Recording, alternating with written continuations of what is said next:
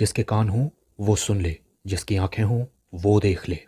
हम उन लोगों के लिए विशेष धन्यवाद देना चाहते हैं जो हमें SBI पे, गूगल पे और पेपलिंक के द्वारा हमारी सेवकाई में बोते हैं। डिस्क्रिप्शन बॉक्स में दिए हुए लिंक से आप भी बो सकते हैं। ये है हमारे 3 चैनल्स और टेलीग्राम पर अब आपको इजराइल से जुड़ी हुई न्यूज मिलेगी और ऐसे वीडियोस जो यूट्यूब पर डाले नहीं जा सकते।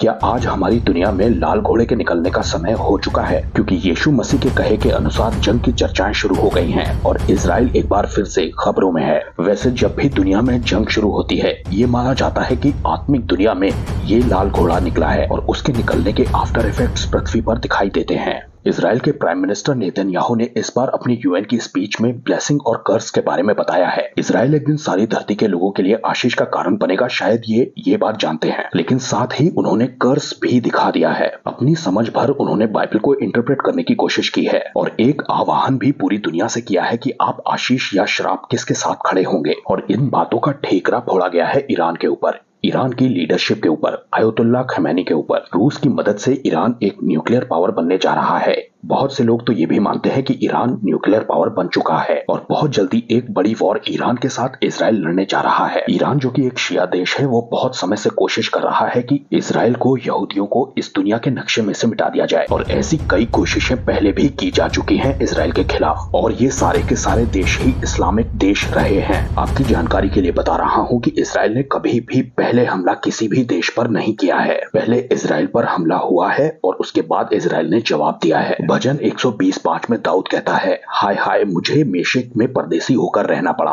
और केदार के तंबुओं में बसना पड़ा है। बहुत काल से मुझे मेल के बैरियों के साथ बसना पड़ा, उनके संग रहना पड़ा है मुझे जो पीस चाहते ही नहीं है। आगे लिखा है, मैं तो मेल चाहता हूँ, मतलब मैं शांति चाहता हूं, परंतु वो मेरे बोलते ही लड़ना चाहते हैं। एक्चुअली दे वांट वॉर, वो चाहते ही हैं जंग लड़ना। ये ईरान की मिलिट्री का संदेश है कि हम खुदा के नाम से लड़ रहे हैं जो कि मोस्ट ग्रेशियस है, मोस्ट मर्सीफुल है। आपको बता दूं ये जिस खुदा के नाम से लड़ रहे हैं वो अल्लाह है और यहोवा अल्लाह नहीं है। अल्लाह शैतान है और वो रूप बदल बदल कर आता रहता है यहूदियों के खिलाफ और इस वक्त उसने ईरान को चुना हुआ है जंग लड़ने के लिए। मोस्ट मर्सीफुल और मोस्ट ग्रेशियस के नाम से आतंकवादी संगठनों को खड़ा किया गया है आसपास के सभी देशों में जो इजराइल के अगल बगल रहते हैं और इन सभी ऑर्गेनाइजेशंस को हथियार प्रोवाइड कराने का काम करता है ईरान। वैसे तो पूरा इस्लामिक जगत ही इस बात के लिए रेडी है कि ये इजराइल नहीं है, ये फलस्तीन है और इसे वापस लेने के लिए हम हर यहूदी को मार सकते हैं। और ऐसा एक प्रयास पिछले साल 7 अक्टूबर को किया गया था हमास के द्वारा। गाजा के हमास को भी ईरान ने ही फंडिंग दी हुई थी, लेकिन इसका नतीजा ये निकला है कि गाजा के अंदर इजराइल की फौजें दाखिल हो चुकी हैं और एक इंटेंस बैटल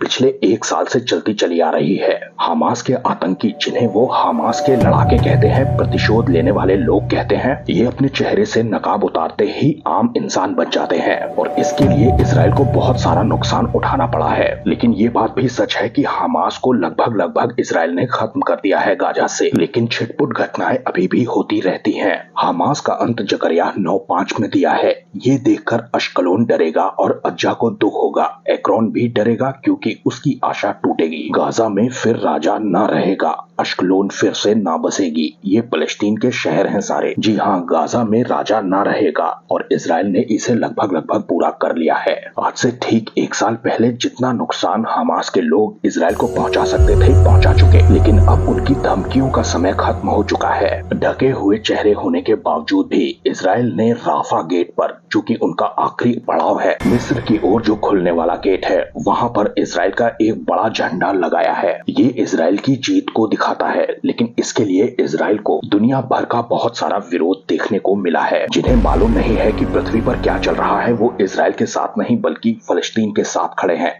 वो खड़े हैं इस झंडे के नीचे, फलस्तीन का साइड ले रहे हैं, इस झंडे का साइड ले रहे हैं। लेकिन रुकिए, इसका भी एक बड़ा खामियाजा ये दुनिया भुगतने वाली है। मैं बात कर रहा हूँ इस्लाम की, चाहे वो शिया देश हो या सुन्नी देश हो, वो दोनों ही मिलकर के इजराइल का खात्मा चाहते हैं। और तो और इनमें होड़ लगी रहती है कि कौन इजराइल को खत्म करेगा। और अभी पहल शिया इस्लाम ने की है, या फिर कहना चाहिए कि ईरान ने पहल कर दी है। लेकिन अब इजराइल ने अपने दुश्मनों को चुन चुन करके मारना शुरू कर दिया है। पहले हमास का नंबर था और अब हिजबुल्लाह का नंबर लग गया है। इजराइल जिस तरह की लिस्ट गाजा में पूरी करते हुए आया है, वैसा ही लेबनान के आतंकी संगठन हिजबुल्लाह की लिस्ट भी धीरे धीरे पूरी होती जा रही है। वैसे एक लिस्ट ईरान ने भी निकाली है जिसमें बेंजामिन नेतन्याहू और आईडीएफ के कई सारे जवानों के नाम लिखे गए हैं। ध्यान दें कि इस लिस्ट में इन्हें आतंकवादी कहा गया है। अब ये जंग लेबनान की तरफ मुड़ती हुई दिख रही है। आपको जानकारी मिले कि हिजबुल्लाह को खड़ा करने में भी ईरान का ही हाथ है। लेकिन बीते दिनों इजराइल ने जो पेजर अटैक किया था उसने हिजबुल्लाह को एक बड़ा झटका दिया है, बड़ा आघात पहुंचाया है। बहुत सारे लड़ाके जो हिजबुल्लाह से थे वो इसमें गंभीर रूप से घायल हो गए हैं और इसमें सबसे बड़ा नुकसान तब माना जा रहा है जब हिजबुल्लाह का चीफ मारा गया, नसर अल्लाह, हसन नसर अल्लाह। अब ये जंग धीरे धीरे बढ़ती चली जाएगी। आपको बता दूं कि आज नहीं तो कल हूतियों का भी नंबर लगेगा यमन में, क्योंकि पूरे समुद्री रास्ते पर कब्जा करना चाहते हैं हूती।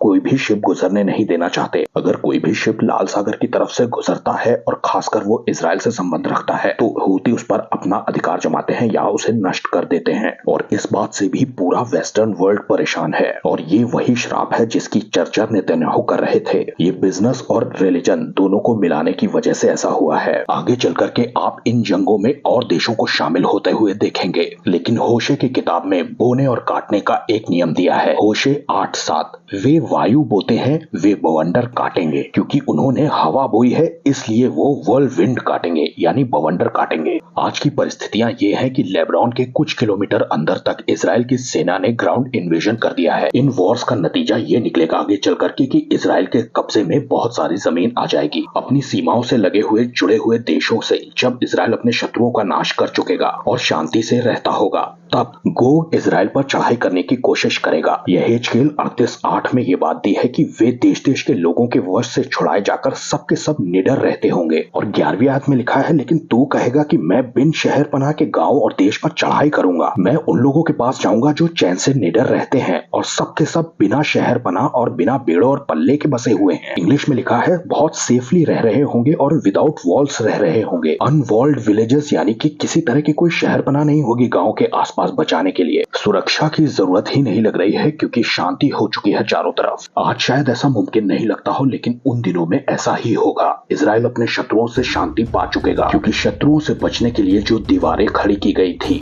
उनकी जरूरत ही नहीं रह गई। अनवॉल्ड विलेजेस यानी कि शहर पनाह के बिना वाले गांव होंगे और उन दिनों में इजराइल तीसरे मंदिर को बनाना शुरू करेगा। जी हाँ, टेम्पल माउंट के ऊपर ही, जहाँ पर डोम ऑफ द रॉक पाई जाती है। बहुत से स्कॉलर्स ऐसा मानते हैं कि अल-अक्सा मस्जिद तो वहीं होगी लेकिन ये डोम ऑफ द रॉक वहां से हटा दी जाएगी। दरअसल ये टेम्पल माउंट वक्फ बोर्ड के अंतर्गत आता है जो कि जॉर्डन की टेरिटरी है। लेकिन एंटीक्राइस्ट जो 7 साल की वाचा इजराइल के साथ बांधेगा उसके अंतर्गत इजराइल में तीसरा मंदिर बनेगा और उस मंदिर में एक बार फिर से बलिदान शुरू होंगे। इजराइल का प्रीस्टहुड लगभग पूरा तैयार है और माना जा रहा है कि लाल बछिया भी इजराइल को मिल चुकी है जिससे कि शुद्ध जल बनाया जाएगा। मंदिर के सारे बर्तन शुद्ध किए जाएंगे और उन्हीं बलिदानों को, सैक्रिफाइसेस को बंद करेगा एंटीक्राइस्ट, दानियल 9:27। और वो प्रधान यानी कि एंटीक्राइस्ट 1 सप्ताह के लिए बहुतों से दृढ़ वाचा बांधेगा, लेकिन आधा सप्ताह यानी 3.5 साल होने पर ही मेल बलि और अन्न बलि को बंद करवा देगा।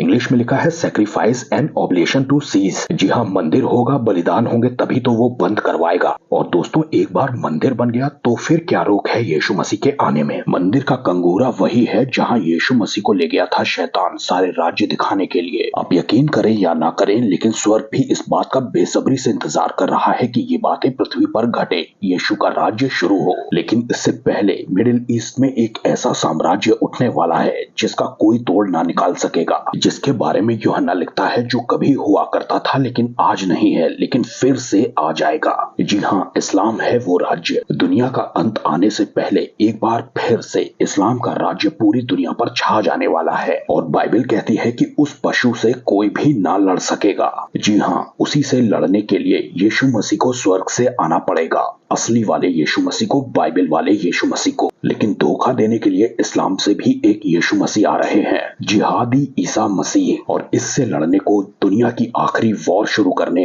असली वाला यीशु मसीह आएगा। तब सारे झूठे मजहबों का नाश हो जाएगा। जी हाँ, इस्लाम का भी सर्वनाश हो जाएगा, क्योंकि इस्लाम यहोवा खुदा का मजहब नहीं है। वैसे तो सारे ही मजहब एंटी क्राइस्ट है, लेकिन इस्लाम दी एंटी क्राइस्ट मजहब है, वो असली वाला मसीह विरोधी साम्राज्य। मसीह की शिक्षा को जो नहीं मानता, जो मसीह के मारे गाड़े जाने और जी उठने को नहीं मानता, क्रूस को नहीं मानता, यीशु के लहू को नहीं मानता, इसी मजहब से लड़ने के लिए आखिर में वो आ रहा है जिसके मुंह से दो धारी तलवार निकलती है।